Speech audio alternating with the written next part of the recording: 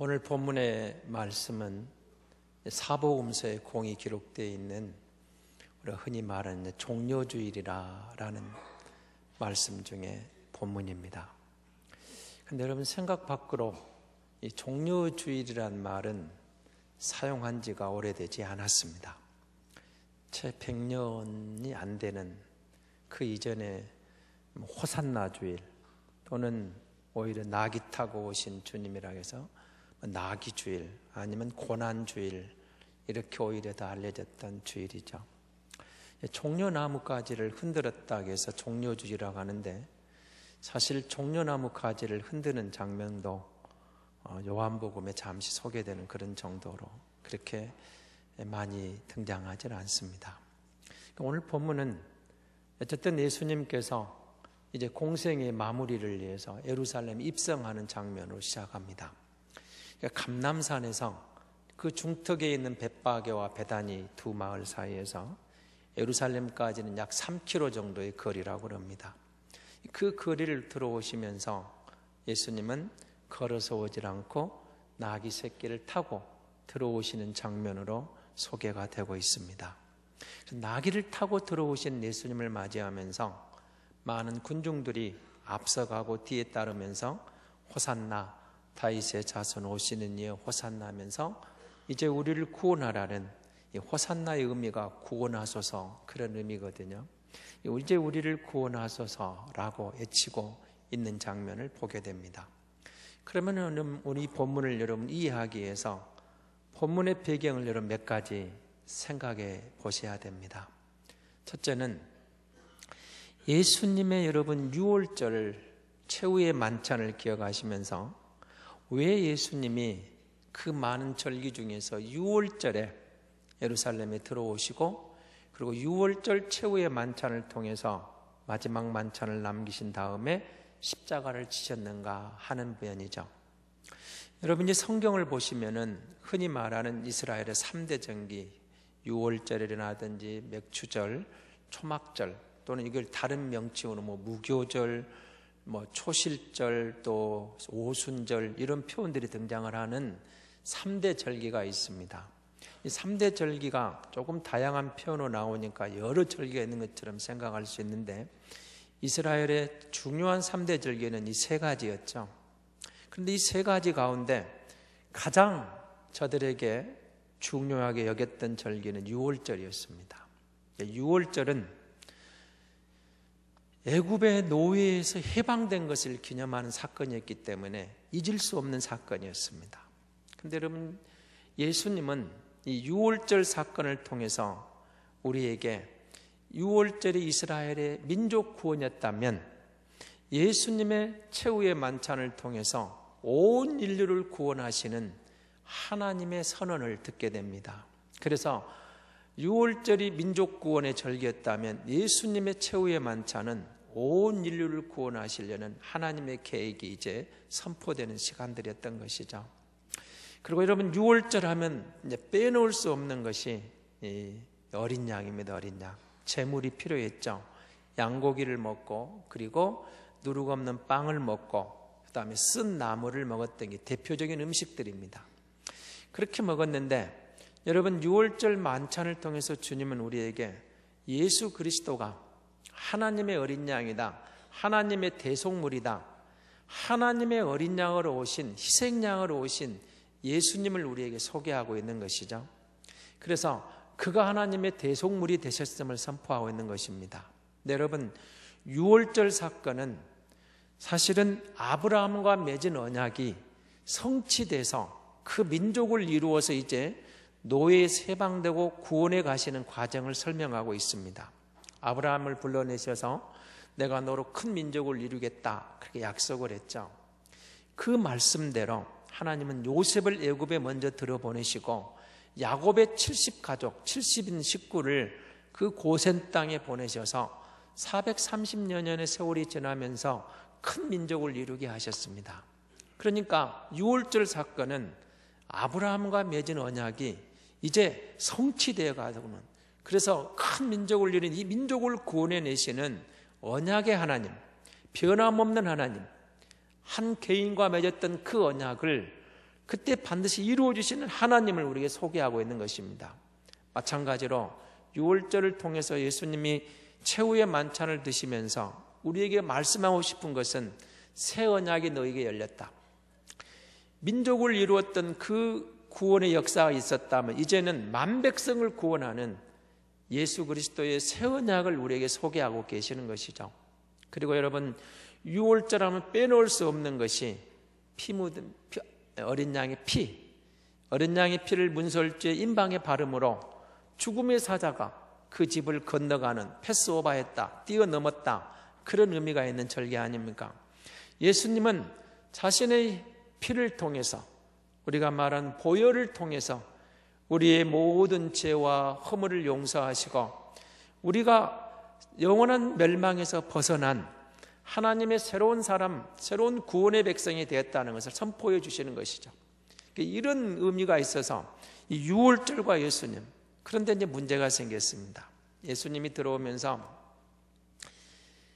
예루살렘에 들어오는 과정에 예루살렘에 있었던 그 군중들이 앞장서고 뒤에 서면서 호산나를 외쳤습니다. 여러분, 호산나는 처음 말씀드린 대로 구원하소서, 이제 우리를 구원하소서, 그런 의미가 있었습니다. 근데 이게 사실은 지금 문제가 있다는 말씀을 드린 이유가 있습니다.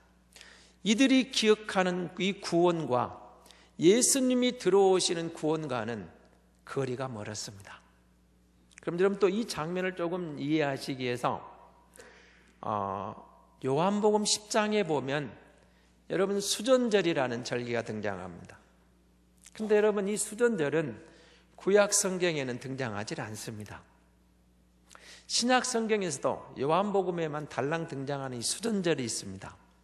이 절기가 뭔가를 이해하셔야 이 호산나와 이 배경을 또 여러분 이해를 하실 건데요.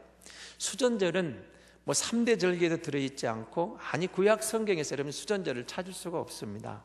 왜냐하면 이 수전절은 구약 성경 말라기 선지자가 기록된 뒤에 마태복음에 예수님이 등장하는 그 세례 요한까지 약 공백 기간이, 우리가 신구약 중간기라 하는 400년의 공백 기간이 있습니다.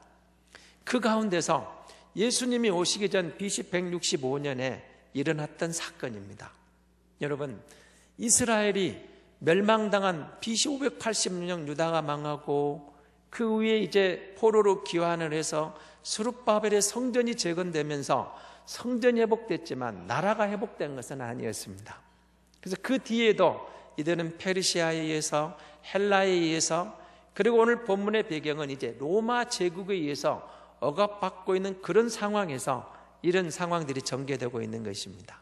그러니까 그 긴 기간 동안 나라가 망하면서 예수님은 이 과정에서 유대 민족 가운데서 독립운동을 일으켰던 사람들이 있습니다.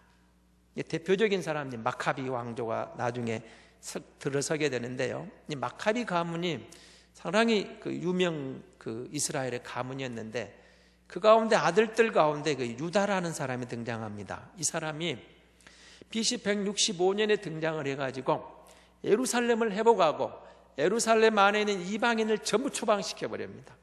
그리고 저들이 처음 다시 순수한 제사, 성전에 나아가 제사를 회복했던 사건이 있는데, 이것을 기념해서 수전절을 지키게 됐던 것입니다. 그런데 그때 기적이 하나 일어났습니다.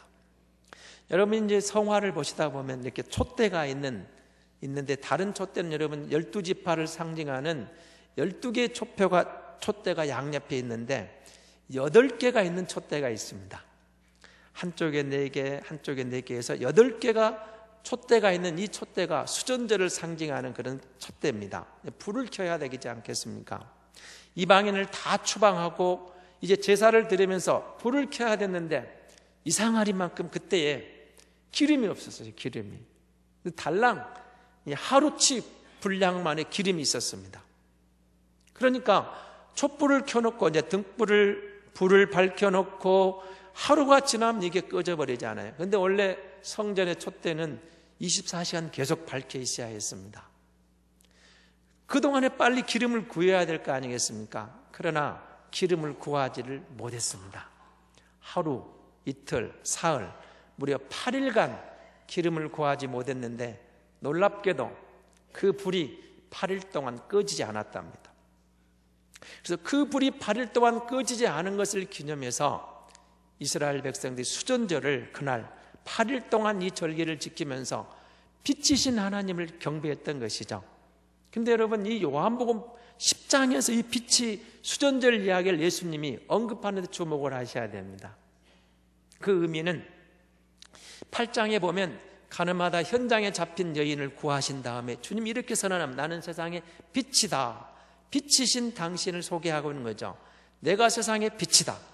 그러면서 9장에 가서 보시면 소경이 등장합니다. 나면서부터 소경이었는데 이 소경에 대해 다른 사람들이 시비를 걸어옵니다. 이 사람이 소경된 것은 자기 죄 때문입니까? 부모 죄 때문입니까? 이렇게 시비를 걸어올 때 예수님이 이렇게 이야기하시죠. 아니라는 겁니다. 부모의 죄도 아니고 자기 죄도 아니고 이 사람을 통해서 하나님의 영광을 드러낼 것이다. 그래서 주님이 실로암에 진흙을 발라서 눈을 바르고 실로암에 씻으라 하니까 실로암에 눈을 씻으니까 이 소경이 눈을 뜨게 되는 것이죠. 이것 때문에 조금 소란이 일어납니다. 그러면서 종교 지도자들이 이제 예수님에게 또 말을 걸어옵니다. 이 소경의 눈뜨게 한 게 누구냐는 시비를 걸어오면서 다가오는 종교 지도자를 향해 예수님이 너희가 소경이라고 말합니다. 너희가. 그러면 이 장면을 보셔야 돼요. 육신의 앞을 못 보는 이 소경이 아니라 영안이 닫혀있는 종교 지도자들, 너희가 진정한 소경이라고 선언하시는 거예요. 그러니까 여러분, 수전절을 통해서 빛으로 오신 예수님을 지금 8장에서 내가 세상의 빛이라고 선언을 하셨죠. 내가 세상의 빛인데 누가 소경이냐? 육신의 앞 못 보는 게 소경이 아니라는 겁니다. 메시아가 왔지만 메시아를 몰라보고 하나님의 마음을 제대로 읽지 못하는 종교 지도자들을 향하여 너희가 바로 진정한 소경이다. 그렇게 선언하시는 것이죠. 그러면서 수전절을 언급하시면서 빛 대신 주님을 우리에게 소개하는 겁니다. 수전절은 8일 동안 하루하루 촛대를 첫 번째 하나 불, 두 번째 불, 8일간 불을 밝혀가면서 그 빛으로 오신 하나님이 빛임이라는 걸 선언하고 기념했던 그런 절기였던 것이죠. 예수님이 진정한 빛입니다. 근데 오늘 본문을 다시 들어가 보시기 바랍니다. 이 백성들이 그런데 뭘 하고 있죠? 호산나를 외쳤습니다. 구원하소서. 근데 문제가 있습니다. 이들이 종려나무 가지가 일부 들고 나왔습니다. 그럼 종려나무 가지를 언제 들었느냐? 바로 그 마카비 왕조가 유다가 예루살렘을 회복하고 그 수전절을 들어오는 예루살렘은 그때에 종려나무 가지를 흔들었습니다. 그러니까 이 종려나무 가지는 저들에게 자유와 독립과 승리를 의미하는 그런 의미가 담겨 있는 가지였습니다. 그래서 승리를 선언할 때 영광, 독립, 얼마나 이들이 기다렸던 날이겠습니까? 우리가 독립했다, 우리가 승리했다, 우리가 자유를 누렸다. 예수님이 들어온다 하니까 군중들이 앞서가며 뒤에가며 외칩니다. 호산나, 우리를 구원하소서. 구원하소서. 뭘 구원하라는 겁니까? 이들이 말하는 구원이 뭡니까? 이제 우리를 로마의 억압으로부터, 로마의 통치로부터, 이 나라 잃은 서러움으로부터 우리를 구원해 내소서. 그래서 이들이 외치는 게 뭡니까? 다윗의 자손이여, 다윗의 나라여. 다윗의 나라가 어떤 나라입니까? 저들이 그렇게 꿈꾸던 나라, 가장 번영했던 나라, 영광의 나라, 역사 속에 유대인들에게 가장 고대하고 기다렸던 다윗의 나라, 메시아가 오면은 그 나라가 회복될 줄로 믿었던 것이죠. 그래서 예수님이 성전에 들어올 때, 예루살렘을 향하여 올 때 호산나를 이들이 외치는 구원은 우리를 구원하소서, 우리를 로마로부터 건져주시고 우리를 해방하시고 우리나라를 독립시키시고 우리나라를 회복하셔서 그 아름다운 다윗의 나라를 우리에게 보여주소서, 우리를 구원하소서, 그렇게 외치고 있었던 것입니다. 그런데 예수님은 군사 장군으로 등장하지를 않았습니다. 기마병처럼 말을 타고 군대를 모아서 당당하게 예루살렘에 들어온 게 아니죠. 승리의 왕, 그렇게 오는 모습이 아닙니다. 평화의 왕으로 들어오고 계십니다. 평화의 왕, 나귀 새끼를 타고 옵니다. 나귀를 타는 모습이 여러분 장군하고 무슨 아무리 봐도 격에 맞지는 않습니다. 싸우러 가는 모습하고도 격에 맞지는 않습니다. 그러면서 이 말씀이 스가랴 9장 9절에 예언된 나귀 타고 오실 메시아의 예언을 지금 성취하고 계시는 겁니다. 그가 오신다. 여러분 구약 성경을 읽어보시면 메시아 오시는 장면을 두 군데에서 설명하는데 스가랴 9장 9절은 나귀 타고 오시는 평화의 왕, 겸손의 왕을 설명하고 있습니다. 다니엘서 7장 13절은 구름 타고 오시는 예수님을 소개하고 있습니다. 구름 타고 오시는 메시아.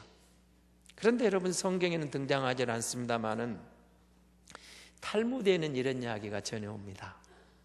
만약에 자기 백성이 메시아를 맞이할 준비가 되어 있으면 예수님이 메시아가 구름을 타고 오실 것이고, 자기 백성이 메시아를 맞을 준비가 되어 있지 않으면 나귀를 타고 오실 것이다.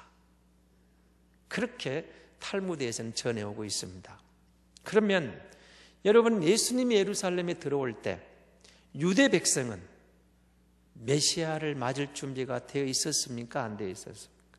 여러분 보시기에 사실은 메시아를 맞을 준비가 전혀 되어 있지 않았습니다.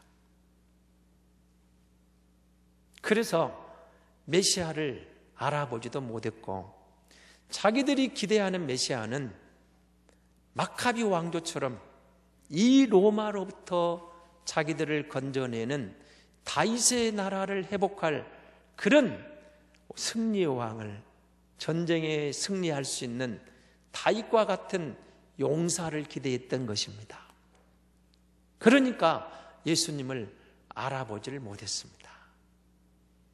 그래서 예수님은 여러분 역사가 그냥 흘러가는 것 같지만 그 속에서 아주 자연스럽게 스가랴 선지자가 예언한 말씀이 성취되고, 그리고 여러분 다니엘 선지자가 예언했던 그 말씀은 저와 여러분이 예수 믿고 구원받은 성도로 다시 오실 주님을 대망할 때 주님은 구름 타고 우리가 준비되어 있으면 그 메시아가 우리 가운데 다시 오실 줄로 믿습니다.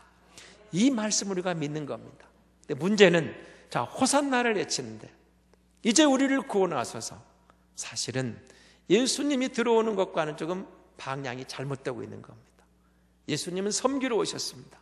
겸손의 왕은 오셨습니다. 평화의 왕은 오셨습니다. 예수님이 선언한 것은 유대 지도자들을 향하여 말씀하신 것처럼 누가 소경이냐는 겁니다. 누가 소경이냐? 앞못 보는 소경이 소경이냐? 거기서 멈추지 말라는 겁니다. 영안이 어두워져서 앞을 못 보는 메시아를 앞에 두고도 메시아를 보지 못하는 너희가 진정한 소경이라고 지적하시는 겁니다. 오늘 저와 여러분이 예수 믿고 하나님을 영접했다는 것은, 예수를 섬긴다는 것, 예수를 믿고 하나님을 섬긴다는 것은 예수 그리스도 안에서 진리를 발견하고 우리의 영안이 열려서 하나님을 향한 관계가 회복된 줄로 믿습니다. 하나님이 우리를 회복해 주셨습니다. 잃었던 하나님, 상실해버린 하나님이 예수 그리스도 안에서 우리 안에 들어오시는 거죠. 예수님을 믿는다는 것은 영안이 열렸다는 것입니다. 사람들이 우리가 알지 못하던 그 하나님에 대해서 예수 그리스도를 통해서 하나님을 우리에게 소개하고 있는 것입니다. 예수가 오셨다는 것은 우리에게 그 길을 열어주신 겁니다. 예수가 들어옵니다. 나귀를 타고 들어옵니다. 그런데 여러분, 우리는 이런 생각이 들죠. 그럼 왜 유대 지도자들은 예수를 십자가에 못 박았냐는 겁니다. 물론 예언된 대로 예수님의 길을 갖고 가는데 도와준 역할을 했습니다마는 그 이유가 있었습니다. 여러분, 종교 지도자들은 예수님을 바로 본 점이 있습니다. 그것은 예수가 저 군중이 외치는, 호산나 외치는 다윗의 나라를 회복할 메시아가 아닌 것을 바로 알았던 겁니다.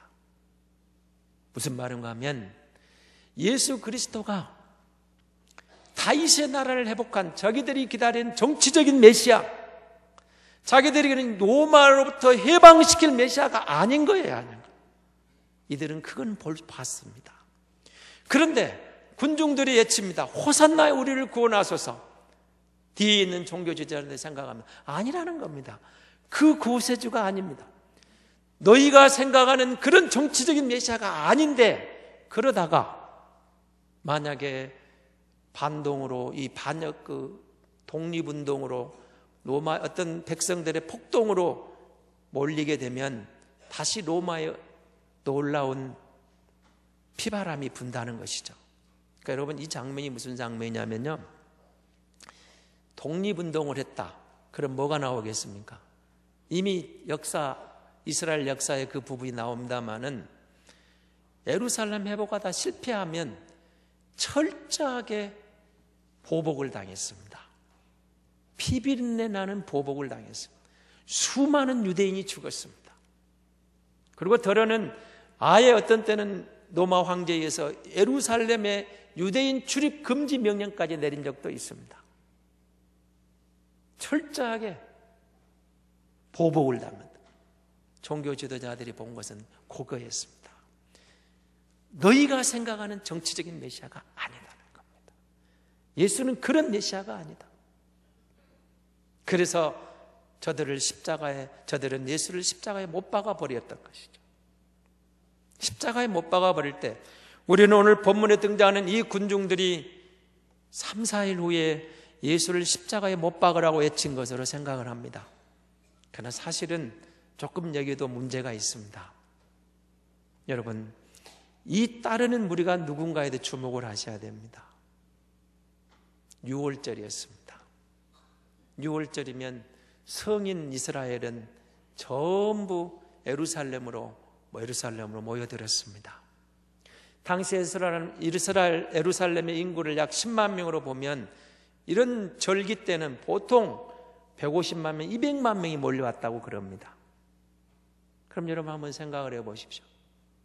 절기 때 10만 명이 사는 도시 안에 100만 명, 200만 명이 몰려왔다고 생각해 보십시오. 모든 면에서 문제가 발생하지 않겠습니까? 광주에 여러분 1000만 명이 한번 몰려온다고 하십시오. 무슨 어떤 날을 기념으로 해서. 그 한번 상상을 해보시기 바랍니다. 무슨 일이 일어나겠습니까? 숙박 문제. 그리고 아마 여러분 집에는 온근 각지에서 온 친척들로 빈 방마다 가득 차 있을 겁니다. 그렇겠죠? 여러분 집에 빈 방, 거실까지. 그래도 안 되죠. 숙박업소가 폭등하고 가격을 2배, 3배 대목 잡아서 올려도 부족할 만큼 감당이 안 되는 상황들이죠. 근데 여러분, 예수님이 예루살렘에 들어오는 순간 그 도성에 있었던 사람들이 앞에서 호산나, 뒤에서 호산나 따릅니다. 이들이 누구였냐는 겁니다. 역사학자들은 이렇게 이야기를 합니다.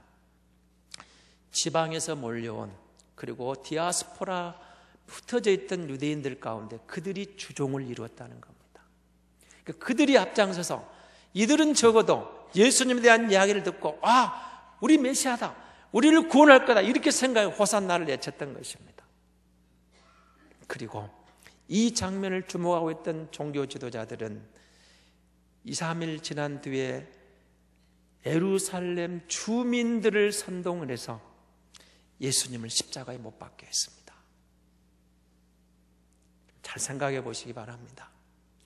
예루살렘 주민들은 종교 지도자들에게 가장 큰 영향력, 가장 직접적인 영향을 받고 있는 무리들이었습니다. 사두개인들, 바리새인들, 제사장, 대제사장, 이들은 로마와 결탁을 해서 기득권을 소유하고 있었던 가장, 그리고 백성들을 가르치고 적어도 예루살렘 주민들에게는, 예루살렘 시민들에게는 직접적인 영향을 끼치고 있었던 그런 지도자들이었습니다.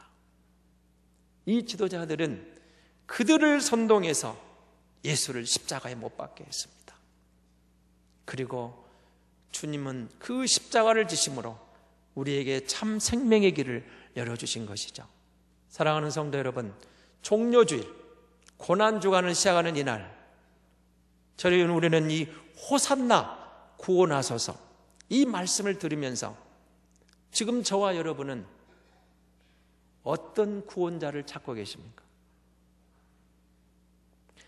우리가 지금 예배하면서 우리가 외치는 호산나는 이제 우리를 구원하소서, 이제 나를 구원하소서, 하나님께 드는 우리의 구원의 함성은 어떤 구원의 구원자입니까? 내 병을 고쳐주십시오. 내 자식 잘 되게 해주십시오. 이 땅에서 잘 살게 해주십시오. 성공하게 해주십시오. 육신적인 구원입니까? 이 군중이 외치고 있는 호산나는 그런 정치적인 메시아, 우리를 로마로부터 해방시켜 주십시오, 다윗의 나라를 회복시켜 주십시오, 그런 호산나였습니다. 오늘 저와 여러분의 호산나는 어떤 호산나입니까? 단순히 육신의 이 땅에서 잘 먹고 잘 살다 가는 겁니까?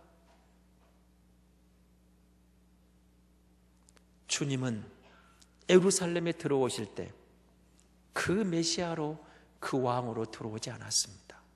겸손의 왕, 섬김의 왕, 평화의 왕, 그리고 약속을 성취하시는 성취자로, 예언을 완성하러 우리 곁에 다가오셨던 겁니다.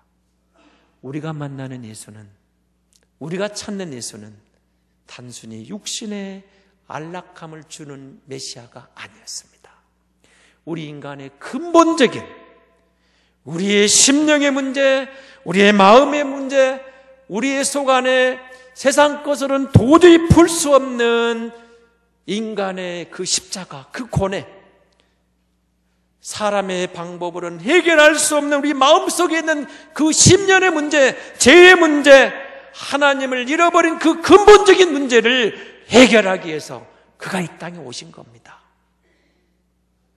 우리의 호산나는 바로 그 구원자, 그 메시아를 찾는 음성이 되어야 될 줄로 믿습니다. 주님이 누가 소경이냐? 단순히 앞못 보는 이들이 소경이냐? 영적인 눈이 닫혀있는 너희가 소경이라고 말하는 지도자들의 모습. 사랑하는 성도 여러분, 우리가 주님 앞에 나와 예배를 드리고 이제 고난주간을 나아갈 때 이 주님의 발자취를 묵상하고 주님의 고난을 묵상하는 가운데 예수님이 누구인가? 예수님이 오셨는가? 그 예수는 나에게 무슨 의미가 있는가? 이 본질을 회복할 때 우리 안에 주님이 거하시고 그 주님 주시는 참된 안식이, 참된 평강이 우리 안에 넘치게 될 줄로 믿습니다.